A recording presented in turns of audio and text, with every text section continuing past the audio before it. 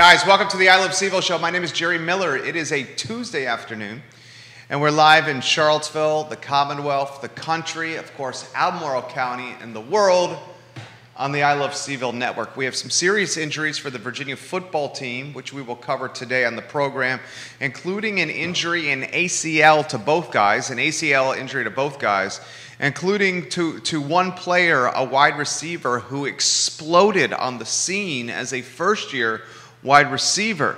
These two injuries will limit two key guys, two key contributors, two arguably stars on the team going into training camp from participating in live action into potentially November of the upcoming season. We'll have that story for you on the I Love CVille Show. We'll talk Albemarle County students returning to the classroom, but not until the fall. The good news is it's 5 days a week of in-person education. How about City Council voting to loosen the COVID restrictions in the city of Charlottesville? We have that story for you. And so much more on a beautiful Tuesday, including a new housing development plan for Avon Extended, Spring Hill Village on Avon Extended to be in fact. Stanley Martin, the builder and the developer behind Spring Hill Village, has kind of cornered off or earmarked a little portion of the development for the Thomas Jefferson Community Land Trust and 15 homes tied to area median income that can be purchased through the land trust. So excited to bring that story to you on the I Love CVille Show. We have a nationwide chicken wing shortage. If you like going to your favorite watering hole, your favorite restaurant, to get some beers and some wings, well, folks, it may be a little bit more challenging as a nationwide chicken wing shortage with the cost of goods, yes, the cost of chicken wings up north of 40% across the country. So we'll talk about that on the show, along with Jordan Reed's retirement, the standout tight end in the National Football League who has battled injuries throughout his career. The one-time Pro Bowler Jordan Reed has retired from the NFL, and we'll close the program with one of the mental giants in this community, Alex Urpí, CEO, Emergent Financial Services, will join us in about 18 minutes. Alex Urpí, CEO of Emergent Financial Services. We'll talk a little Bitcoin and the volatility this digital currency has experienced in 2021, certainly this past weekend. Is it best to own Bitcoin, or is it best to own Bitcoin passively through positions like PayPal that are releasing financial services infrastructure to allow folks to trade, to buy and sell Bitcoin through PayPal? I personally own PayPal, also the owner of Venmo PayPal, but I do not personally own any Bitcoin. I'm going to talk about that with Alex Urpí today on the I Love CVille Show. The first topic has got to be education. 5 days a week of in-person classes for Albemarle County students will not happen anytime soon. To be specific, it won't happen until the fall semester. They will stay virtual or this hybrid setting for the rest of the school year, with the expectation that 5 days a week is the default setting for county schools come fall semester. So it's a positive, I would say, that the default setting for Albemarle County schools in the fall semester is in person. I think a lot of students and a lot of parents wanted to see that default setting get expedited till right now. Now a little bit more of a wait and see type of scenario. Regardless, the news is the default or the expectation setting for county schools in the fall is in person.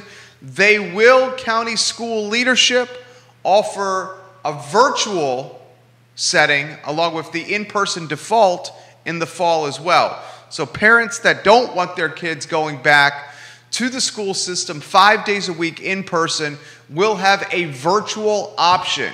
I think the majority of parents across Albemarle County want to see their young buck, their young buckaroo, their young buckarah learning in a classroom in person with teachers and classmates, as opposed to picking up the ABCs, the 1, 2, 3s in the coat closet, the broom closet, or the spare bedroom. I was intrigued. I found it curious that this all virtual option will still be offered and presented to parents and students come fall. The reason I'm intrigued, curious of this all virtual option for students this fall is I wonder if the school model of students living and learning in antiquated buildings that aren't cleaned as much as they should be, with poor ventilation, with some classrooms not having windows, just expensive infrastructures. I've wondered aloud on the show if these expensive, antiquated, poorly ventilated, poorly clean, older infrastructures and buildings are truly the future of public school in education. The fact that virtual education is being offered as a possibility or as an option this fall means that this form of learning is still something that's on the table, okay? The default method is 5 days a week in person and in the classroom. I can promise you there will be some parents, some students that take the virtual approach. However, I'm curious to see come fall semester how many of our public school students in our various school systems choose to learn in person and how many choose to learn virtually and how many choose to learn in a hybrid virtual in-person setting. I would wager now that 80% or more, let's take Albemarle County, 80% or more of students and their families in Albemarle County this fall will choose to learn in person, with 20% or less selecting the hybrid or all virtual options. I want to see how that shakes out. I want to see how that influences taxpayer money, funding from the state, if students choose not to go 5 days a week to the classroom. That's something, it's a metric we got to follow closely, which we will on the I Love CVille show. Regardless, a number of parents, a number of kids and their families breathing a sigh of relief, a clear expectation now that the start of this coming semester, next school year, the default learning setting is in person for Albemarle County. Let's go to local government. City Council has nixed the tougher, stricter, more stringent COVID rules for Charlottesville. Now remember, at one time, the city of Charlottesville had a COVID structure that was more stringent than the Commonwealth of Virginia. However, in its meeting yesterday, with a 4-1 vote, the only naysayer vote was Nikiah Walker on this, a 4-1 vote, City Council has said, let's go to the Commonwealth, the statewide COVID-19 guidelines for the city of Charlottesville. Now both Albemarle County and the city of Charlottesville are on the same page. Albemarle County earlier this month, on the 7th of April, Albemarle County's Board of Supervisors agreed to loosen the throttle and have Albemarle County's COVID guidelines be synonymous with that of the Commonwealth of Virginia. Well, yesterday, which was the 19th of April, the city of Charlottesville followed Albemarle County's Board of Supervisors, and the Albemarle County Board of Supervisors followed the governor's office. Now with the change with looser COVID guidelines, the city had been mostly in line with state regulations except on indoor capacity for restaurants, farm wineries, breweries, and distilleries, which Charlottesville kept consistent with Albemarle at 50% of the lowest occupancy load, or 50 people for places without an established occupancy rate. With the looser changes, Patrons indoors at restaurants, farm wineries, breweries, and distilleries will be required to be separated by 6 feet. Private bookings are capped at 50 people. Entertainment venues will now be able to host events at 30% of their capacity or 500 people indoors, whichever is less, while outdoor venues will be able to host at 30% of capacity. So this is good news. This is good news for the breweries. This is good news for the wineries, for the wedding venues. This is good news for the music venues. This is good for the entertainment venues. This is good for anyone whose business model is predicated on people or groups of people in one area celebrating or doing something. Tasting rooms, beer clubs, wine clubs, weddings, concerts, family reunions, bar mitzvahs, bat mitzvahs, any kind of get-together. These looser COVID restrictions are good news, and many, including myself, would say, about darn time. The vaccinations are becoming ubiquitous and readily available. Now anyone 16 or over in the Commonwealth can get the needle in their arm. Okay? You had the CDC say earlier this week, and by earlier this week I mean yesterday, they said of all the people vaccinated in America, and how many people have been vaccinated in America? I'm going to Google that real quick. I think it's close to 100 million. How many people have been COVID vaccinated in America? I'm Googling it right now. I mean, folks, we're talking fully vaccinated in America, close to 86 million people. One-dosed people in America, over 133 million. What's the American population of America? I'm Googling it right now. Population of America. The population of the United States of America in 2019 was 328 million.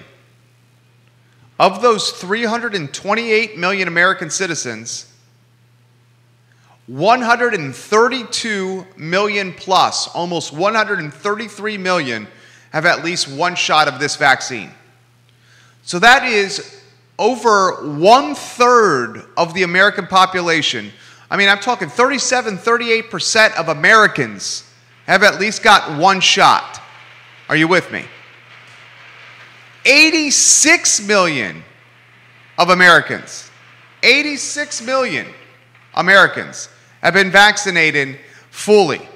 So let's get that math a little tighter, okay? 328 million people in this country. You're looking at 25% of Americans who have been fully vaccinated. 26%. 26% of Americans fully vaccinated. The CDC says earlier this week that of those fully vaccinated people, only 6,000 people have gotten COVID since getting fully vaccinated. I like those odds. I like those numbers. Soon you're going to start seeing the threshold of who could get this vaccine drop lower and lower. And every parent of a teenager, every parent of a middle school student, every parent of I shouldn't say every, most parents of teenagers, middle school students, and elementary school students and toddlers cannot wait to see that threshold drop to like 1, 2, 3 years old can get the vaccine. City of Charlottesville loosens the COVID restrictions. It's going to help restaurants. It's going to help bars, venues tied to sports viewing, concert venues, wedding venues, family venues, breweries, wineries, and vineyards. About darn time. About darn time. All right, let's get a clip for you on housing. So Stanley Martin Stanley Martin is a big-time player in new construction in Central Virginia and in the Shenandoah Valley. A big-time player. Stanley Martin is building a new development, a new neighborhood, if you may, down Avon Extended. We learned all about this from Greg Slater, Susan Steinmart, and Keith Smith earlier this morning on Real Talk, the real estate show we do on the I Love CVille Network, presented by the Yes Team Realtors and Yes Realty Partners. The name of the development, Spring Hill Village, is right in the urban ring, right past Mountain View Elementary. Right as Avon Extended starts merging into 20 South like you're driving to Scottsville. 15 of the units in this new development have been earmarked for housing that can be sold through the Thomas Jefferson Community Land Trust. You know I'm a huge fan of the Land Trust on the I Love CVille Network and their mission. 15 brand new units. We're going to hear from Greg Slater of Ness Realty about Spring Hill Village and what you, the viewer, you, the listener, can do to buy an affordable piece of property in Albemarle County, right in the urban ring. I'm talking like a 5-iron away from the city-county line. A 5-iron away from the Charlottesville City, Albemarle County line. You got that sound ready to go, J-Dubs? Greg Slater's good people. I'm a huge fan of him on this program. Here's Mr. Greg Slater talking about Spring Hill Village, the 15 units the Thomas Jefferson Community Land Trust has to sell, and your opportunity to purchase a piece of the American dream, which is home ownership. Judah, 3, 2, 1. What we're talking about is an opportunity in a new community in the Charlottesville urban ring called Spring Hill Village. Oh. So if you were to travel south on Avon Street from Charlottesville, it's roughly 3 miles from the city limit. You go out past Mill Creek, Lake Renovia, the turn off to Monticello High School. You continue a little further. There's a community called Avinity on the left, and then there's an older community called Avon Park on the right. It's across the street from Avon Park. And this is literally your last stop before you would run into Route 20 and then turn right to go Scottsville or left to go back towards the interstate. And the property extends from Avon Street basically almost all the way to Route 20. So if you were to come down Route 20, you have it's like the opposite of a bird's eye view. You're looking uphill, but you can see the scope of the project. It's a great spot. From that. It's a great spot with great views. And so Stanley Martin has created a 2-bedroom townhome for us. 2-bedroom, 2.5 bath, 1-car garage, 3 levels, energy efficient, low maintenance exterior, planned urban development with the opportunity to have the dog park and the open spaces and things like that. The tot lot. The average new home sales price outside of our model there is going to fall on either side of $400,000. I've got a couple deals going. They have larger 3-bedroom and 4-bedroom townhomes, and they also have villas, which are attached homes with first floor masters. So if you're interested in finding more information, I'll give you the address again. It's 26 Dolphin Drive. It's not a real address. You can't Google it. That's the lot number. We don't have a real address yet because the home's not finished. But Dolphin is spelled D-A-U-P-H-I-N, not like the porpoise. But if you go on Zillow or mycar.com and put in 26 Dolphin Drive, you should be able to find it. If you can't find it there, you can find it at nestrealty.com/26 Dolphin. And there we've actually attached all the materials that go along with the orientation and the next steps and the floor plans, and just about everything you would want to know about this is sitting there. Mr. Vice Chair, I hate to disagree. That's news, guys. That's big-time news. It's good news for the community.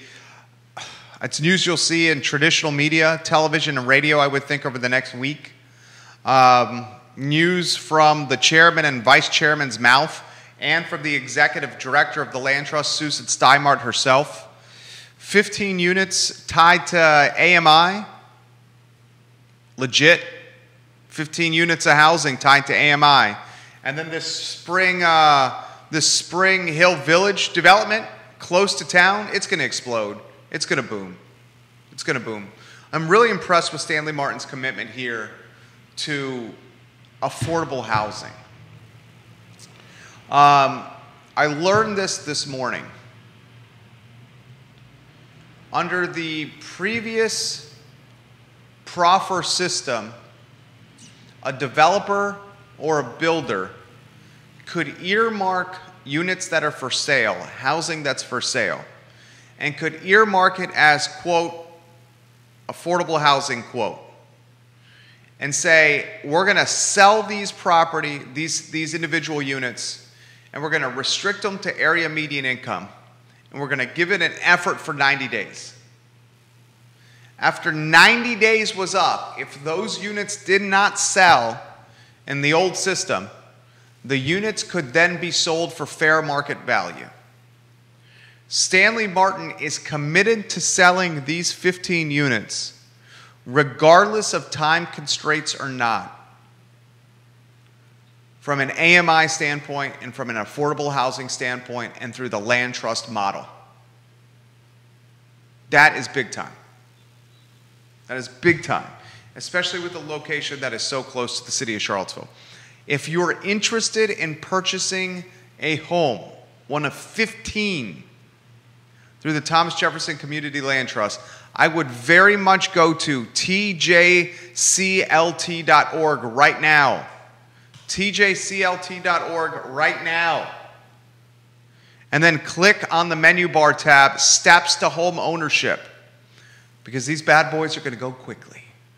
tjclt.org now, and click Steps to Home Ownership on the menu bar if you want a piece of the American dream. 2 minutes away from Alex Urpí, CEO of Emergent Financial Services. A couple other things I'd like to get out of the notebook. Serious injuries have hit the Virginia football team. Wide receiver Lavel Davis, ACL injury. Linebacker Chico Bennett, ACL injury. Lavel Davis is a name you gotta know. As a freshman this past year, he was 6'7", the big guy on the outside. This dude had an immediate impact. He had 5 receiving touchdowns. He had 515 receiving yards. He was a big play guy that caught passes in double coverage and balls that were thrown up where he could use his 6'7" frame. ACL injury, the earliest Lavel Davis gets back is maybe November. Chico Bennett Jr., a transfer from Georgia Tech, also an ACL injury. He led all of freshman Georgia Tech tacklers in 2019 before a season-ending injury cut the 2019 season short for him. So here, Bronco Mendenhall loses 2 guys, one on offense, one on defense, that without question we're going to contribute to the bunch from game 1. Now November the earliest for their returns. Jordan Reed, the tight end for the Washington football team, who finished his career in the NFL playing for the San Francisco 49ers, he retired today.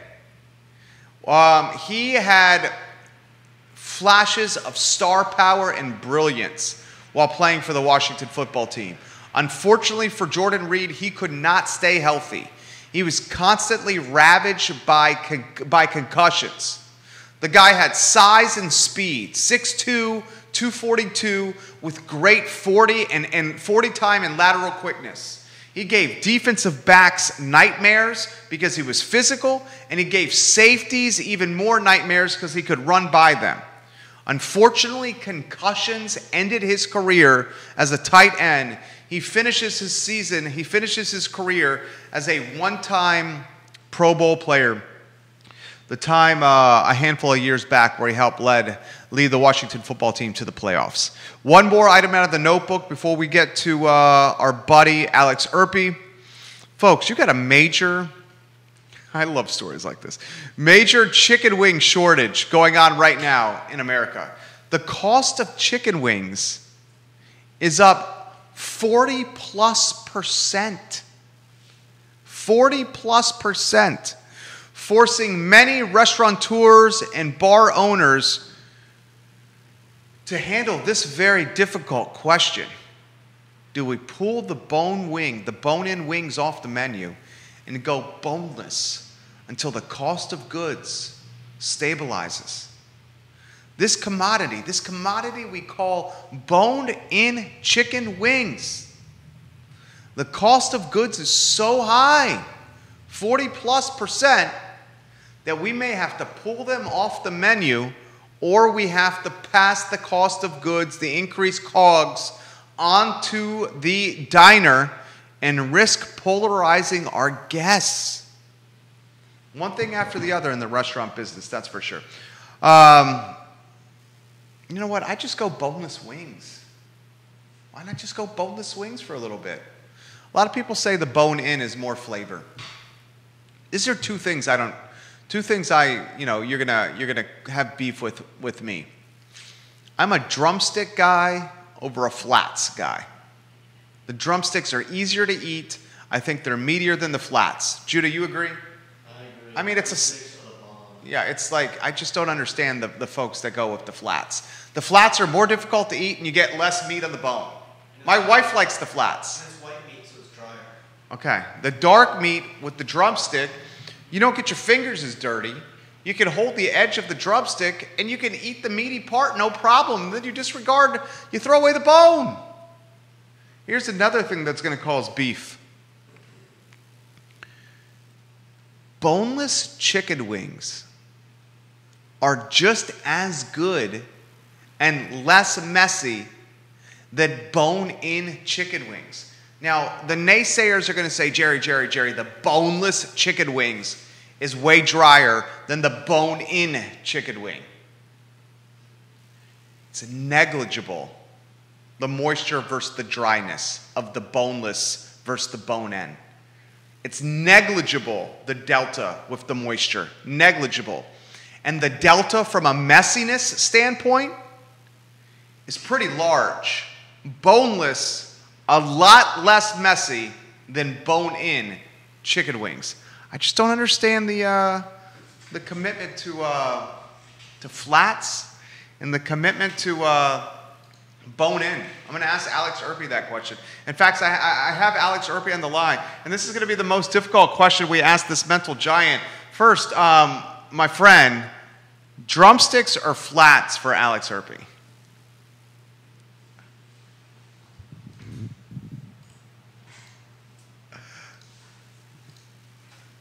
In the Italian side of my family, you don't mind the messiness because everyone just gets messy all the time. There is no part that isn't at some point devoured by someone in an Italian family of anything, of a chicken, a fish, anything. So I like the flat ones that like you go in there and do a little work. Is my boy Xavier Urpí a drumstick or a flat guy? Ooh, I think he's usually drumstick. He'll go for. I love that guy. He likes those little pieces in there. Yeah, he's your kind of chicken eater. Boneless or bone-in for the Urpís, and Alex in particular? I don't think I've ever had a boneless chicken wing. We've only ever bought the ones with the bone in. Like you put it. There's a bone. Is a boneless chicken wing actually a chicken wing? Is a boneless chicken wing actually a chicken wing? That right there is the $1 million question. I doubt it. I think you say a boneless chicken wing is not actually a chicken wing? Judah says he doubts it. Why do you doubt it? I wonder whether it's just a piece of chicken breast cut to look like a chicken wing and put the same way, and it's not actually a wing. I'm curious how you would get the bone out of there and give me the same thing and actually be the same piece of the chicken. I have my doubts. He has his doubts, Alex. Judah, what are your doubts over there? I think they would risk leaving in stuff like the gristle, the joint ends, and so you agree with Alex? Nobody wants to bite into that. He agrees with Alex. Man, that is a question. Is a boneless chicken wing really a chicken wing? That right there just got me thinking. Another thing that got me thinking with this dude right here is, good Lord, the volatility of Bitcoin. I mean, this past weekend, it's all over the place. I mean, loses tremendous market cap here. What's going on with Bitcoin? And then that leads us to the next question. Should we have Bitcoin in our portfolio, Alex Urpí?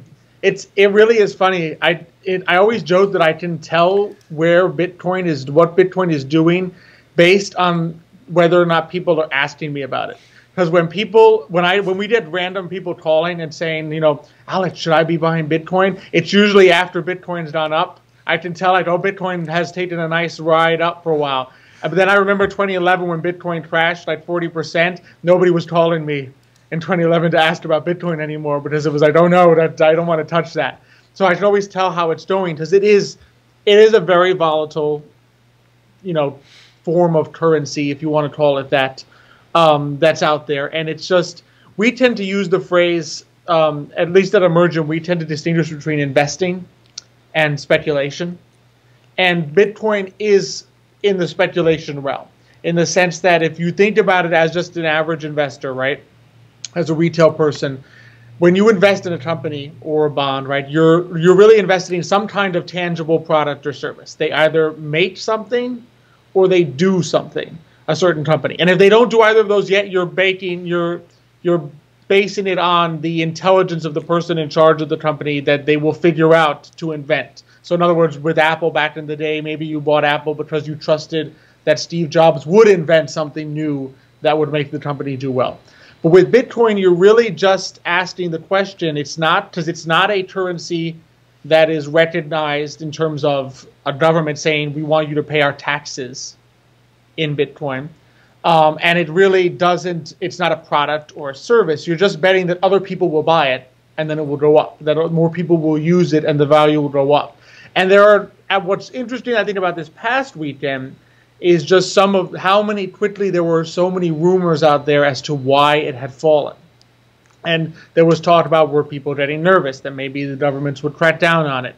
Was there an outage in China where a lot of the farms, the Bitcoin mining farms, are that produce Bitcoins and increase that money supply? Did something happen there that all of a sudden it collapsed? And I think that just goes to show the volatility of it, that nobody's quite sure how it works. It's very difficult to wrap your head around, and so the slightest anxiety can sort of set off either an enormous spike or a plunge. And so I tend to look at Bitcoin, I think when people look at their portfolios, put it into that 2% speculation category. In other words, if you want to take 2% of your long-term portfolio and say, maybe I want to be in Bitcoin, maybe I want to be in some other obscure currency play or something that I think my friend told me is a great idea, use that in your little 2% gambling speculation part, but I wouldn't consider it as something to mix in with the other mainstream assets like your stocks, your bonds, your real estate, maybe your other commodities. I wouldn't consider it in the same vein as that, just because of the nature of it at this point. So much to unpack there. Elon Musk tweets about Bitcoin, and then Bitcoin explodes. Mm-hmm. So that's an example of kind of this unpredictable nature of this currency. Another thing to highlight with Bitcoin is if there was eventually some kind of like higher power, and I don't know who or what this entity would be, but if some kind of higher power, some kind of entity started cracking down on Bitcoin, how much would the currency suffer if like legislation or rules were put into play? Because a lot of this currency is the black market, it's drug trade, it's illegal activity, it's trading on the dark web, so it cannot be tracked back from buyer to seller of services or goods, whatever those goods or services are. Both those topics to you, Alex. I think, and that's I think what the question is with the long-term future of Bitcoin. It may go up and down in terms of the short term, but you have to always ask yourselves for the long term, what's the long-term future of this type of cryptocurrency? And actually, it's funny because Nicholas writes our commentary that we send out to our clients once a quarter. And his latest commentary that we just sent out to them was on Bitcoin, just its long-term future. And one of the key things he points out is for any currency to be really long-term, sustainable, and viable, at some point, the government has to say, are we going to allow you to pay taxes with this? I mean, that's really the strength. Let's say at some point the dollar becomes pointless in all aspects, and you would rather use Bitcoin for everything. You would still have no choice but to have dollars because the United States government says you must pay your taxes in dollars. There you go. You cannot pay. I cannot write a check to the Treasury in euros. I can't say, can you take some chickens in exchange for my taxes? You have to pay it in dollars, and that's how they keep that control. And if you think about the long-term future of Bitcoin, I don't necessarily have a doubt that there may one day be a cryptocurrency that's used among world governments or among the United States. But if it's the case, it wouldn't be Bitcoin. It wouldn't be any of the currently existing ones, because you can't control the money supply on Bitcoin when you don't control the way it is data mined. Right now, the way the blockchain works, a government like a Federal Reserve cannot have Bitcoin and say, yeah, we want to increase the supply of Bitcoin to counteract, depressionary environment.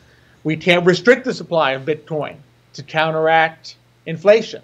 So it's not a very good tool for the government as it's currently constructed. And at the point at which the governments of the world say we want our own cryptocurrency, they're going to make all the other ones illegal. They're not going to permit you to transact in Bitcoin when they want you to use their own new currency. And I think that's the long-term issue that I have with a lot of the cryptocurrencies, is at what point does the crackdown happen? Because it'll never reach full currency status. So, okay, I'm with you so far on everything you just said. You explained that well. So if there was a standard global currency that worked with all countries or governments, okay, what would it be, a new currency that's created? I mean, would it be a digital version of gold? Would it be, go ahead. It's tough to tell what they would pursue. They seem to be going down that route. I mean, I've noticed, if you've noticed, not in the United States at this point, but in certain other countries like India, they are cracking down on large denomination bills. And the reason they're doing it is they want to encourage more people to be in the banking system. Okay. It enables the financial powers that be, the central banks, to control the money. Exactly, to control the money supply better. Yeah. And so, if you notice, there's sort of a push in that direction. I'm not sure whether the United States will actually be able to overcome the desire of people to hold physical dollars. I think there's still an attraction of $100 in my hand is $100 in my hand. I don't have to worry about what happens with my bank, any shenanigans they're playing, things like that. And there's sort of a comfort level with it. But the one thing we do feel pretty strongly about, I would say, is that if the day comes that the United States or the world pursues their own digital currency, they're going to go and say, you can't use the other ones. Because they're not going to want you to, like you said, they're not going to want that black market, underground market type of transaction when they have their own digital currency that they can control. So what happens then with everybody sitting on the little or great amount of Bitcoin they have? Oh, it becomes, outside the black market, it becomes functionally worthless. And that's the problem, right? There's no physical item that you hold with Bitcoin. Its value lies in whether other people are willing to transact in it. And that's why you see it go up when you have Elon Musk tweeting about it, or when you have PayPal saying we'll accept it, or when you have, there's actually, it's funny, when Nick was looking it up, there's actually a number of companies you wouldn't suspect, like Microsoft and others, that actually will accept Bitcoin. Who are the other ones? As a form of payment. Say again? Who are the other ones? So I think Microsoft, Overstock, BMW, Etsy, Shopify, Square. Wow. A number of companies that you wouldn't instantly think of that actually accept it as a legitimate form of payment. But at the point at which that stops, where's the underlying value? Right? If you think about a company like let's say you purchase like a Microsoft, right? Even if other people aren't interested in owning Microsoft stock, you still have a piece of a company that actually makes something. Right? Microsoft actually makes computers. Let's say they can do nothing else but send you a dividend. You're getting paid nonetheless for owning a company that produces a tangible object. With Bitcoin, there's no dividend, there's no interest payment. You don't actually even own something physical. It's not even like gold, that as much as it would be impossible to actually transact in gold bars, there's actually something on the other end of that. But with Bitcoin, there isn't. So the entire value rests on, do other people accept it as a form of payment? And so when more people do, we see the price rise. When questions arise as to either the viability of it in terms of how Bitcoins are actually created electronically, or questions arise as to whether governments are going to crack down on it, then you see the value fall. Because then there's this question in people's minds, is there any value? Because there's no underlying value. There's no actual object. So the only thing left is, what's the value in other people's minds? Alex Urpí, dropping bombs per usual here. Knowledge bombs. Was that Nicholas Urpí's research? That was. He did a full analysis. We like to, at least once a quarter, provide some kind of commentary and analysis. So it's like a newsletter. It's basically like a newsletter to our clients, sort of That's awesome. To make things understandable that seem complex. Sure. And also just to sort of pique interest, to just see, all right, this is something that you may want to learn about that we think is interesting. And so he did the research on just historically what turns something into a currency, what makes a currency, and whether or not Bitcoin fits that mold. So he does a good work on that. Which one of the either meme or fad or like kind of like in vogue positions or topics does your firm get hit up with the most? I mean, it's got to be Bitcoin's got to be up there. I mean, is the GameStop fad hitting you up, or is that kind of not really with some of your clients? What are you getting hit up with? The three things are. The number two, just GameStop, we did have a couple with GameStop, but that has fizzled out. The two consistent ones are cryptocurrencies. What do you think of cryptocurrency? What do you think of Bitcoin? And number two, always a new tech stock. So last year there was a lot of, should I buy Tesla? Should I buy Peloton? Should I buy Zoom? So there's always, I think when people hear friends and neighbors talking about, oh, I bought some of this and it went up. What do you think about this? Well, there are a lot of those types of questions. And for us, it's more about just educating people on, you have to know what the purpose of your investing is. In other words, if the purpose of your account that you have with us or with your own private account is, I put $2,000 in here because I just want to play the markets, I want to enjoy the thrill of investing, then we'll tell people that's fine. You do that. And in reality, you probably don't need our advice to do a $2,000 gambling speculative account. But if the purpose of your investing is, how do I prepare my family for a long-term future? How do I buy that home in 10 years? How do I have a vacation account? How do I make sure I'm good for retirement? Then you have to be thinking beyond just individual fads and stocks into, how do I participate in the growth of the world? And how do I do that in a way that is most efficient? And that's, I think, where really the financial advisors come in, because that's where we have the research and the study and the background to be able to do that and really make sure people are on a good track. So it always comes down to what's the goal. And I think when you're clear on your objectives, you're able to make a good plan about it. And it's making sure you don't mix up the objectives of, is this a speculative account that I'm working with, or is this my retirement? Because if it's my retirement, you don't want to be putting it in the slot machine of the stock market. He's good, man. CEO Alex Urpí of Emergent Financial Services. He hosts Today y Mañana, co-hosts Today y Mañana with Xavier Urpí. That show airs Thursdays at 10:15 a.m. on the I Love CVille Network. And you got two fantastic guests lined up for Thursday morning. Oh, it's going to be a blast. We've got Johnny Epps. He's the owner and chocolate maker at Odyssey Chocolate. So, I mean, if you know my dad and I. You guys like the sweets. We love chocolate. It's the sweets and the chocolate. So we're going to have a ball probably with that one, asking him about I want to know every conceivable kind of chocolate he makes and how he pulls this out. And then we'll pair our chocolate with a little shortbread, because we'll have Anwar Allen from Allen Scottish Shortbread. He's the owner along with his wife, Laura. Just a beautiful couple, beautiful person that's great to talk to, and a great story. Talk about Charlottesville success story, doing the hard work to grow that into a great business that you see almost everywhere. It's like so many stores now I walk into, I'm like, I know that shortbread. I recognize that on the shelf. Yeah, started at the farmer's market, guys, now in Whole Foods everywhere. And if you have time, ask him. He actually was the leader, and I guess the teacher, you would call it, of a pod, a learning, like a neighborhood pod. So he was kind of like the ringleader. His daughter and a number of other children that were his daughter's age were involved in this pod. So here he's running the family business along with Laura, while like being the North Star for a little educational pod for a handful of kids. Wow. So, I mean, that's going to be an incredible interview. Thursday at 10:15 a.m. Today, y mañana, with the very knowledgeable Alex Urpí, the very affable Xavier Urpí. Big fans of the Urpí fellas. And Nicholas Urpí. I feel like I know Nicholas. And your brother, is it Michael?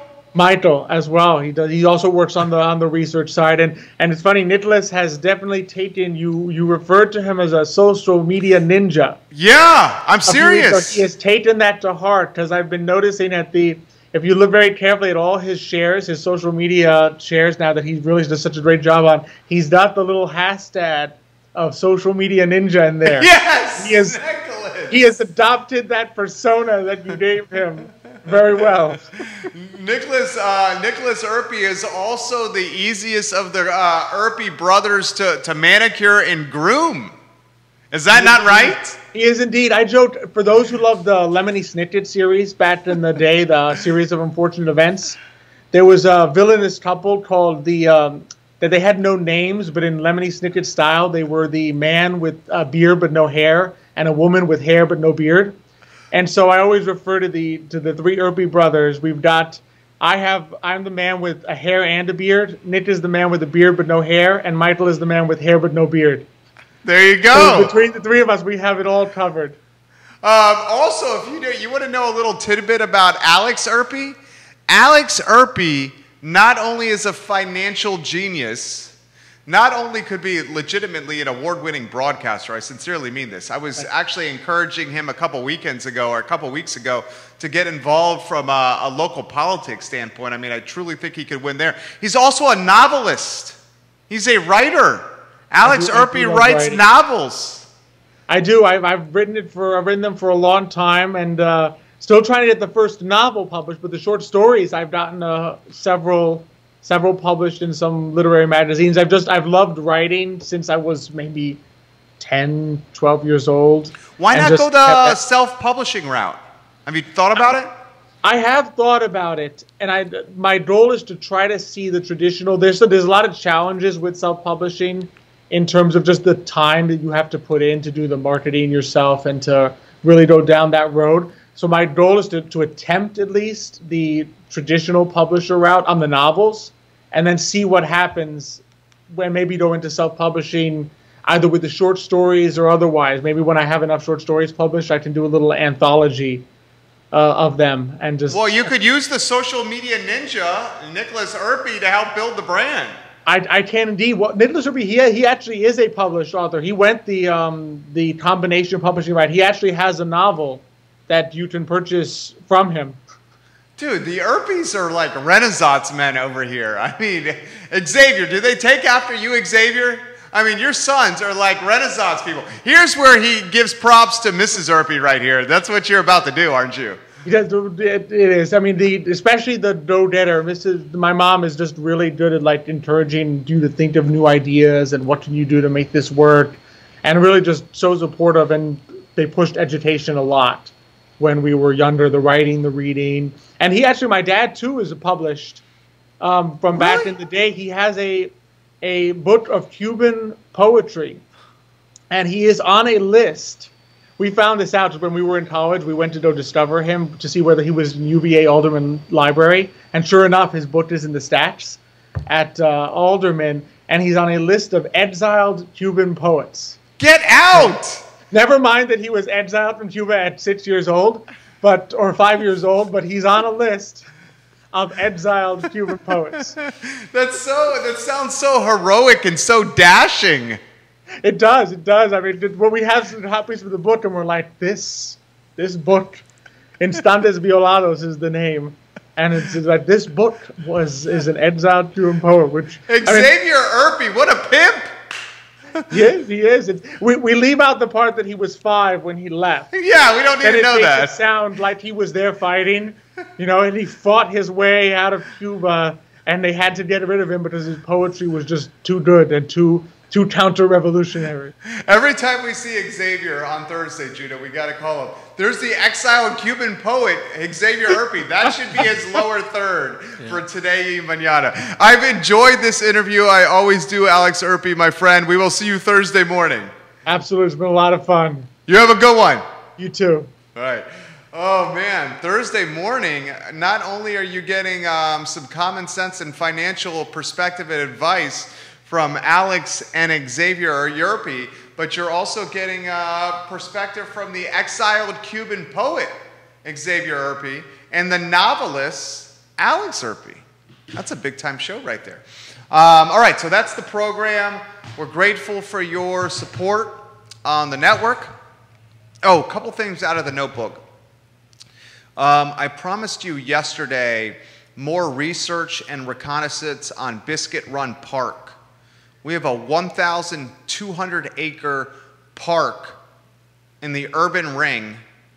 They're right down Avon and 5th Street Extended. That's literally doing nothing right now.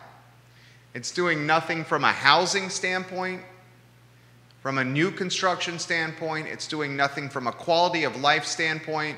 It's doing nothing from a generating revenue standpoint for Albemarle County. It's doing nothing from a community member being able to utilize the park. So I've reached out to a handful of people about getting more reconnaissance and intelligence on Biscuit Run Park, which we will spotlight here on the show. If you haven't realized, we're starting to work elements of importance to the community, City of Charlottesville, Albemarle County, and Central Virginia, those elements into the show, and as I learn more about them, I weave them into the campaign for Albemarle County Board of Supervisors, which I have launched. Our website for Albemarle County Board of Supervisors and my run for that seat, which is currently being held by Donna Price, our website will launch later this week. We'll make a big splash on the show for the new Jerry Miller for Board of Supervisors website here on the I Love CVille Network. I want to thank Alex Urpí for joining us. Judah Wickhauer is the director. My name is Jerry Miller. Thanks to Ting, Crazy Fast Internet, for being a part of the broadcast as well. You guys have a fantastic afternoon. Take care.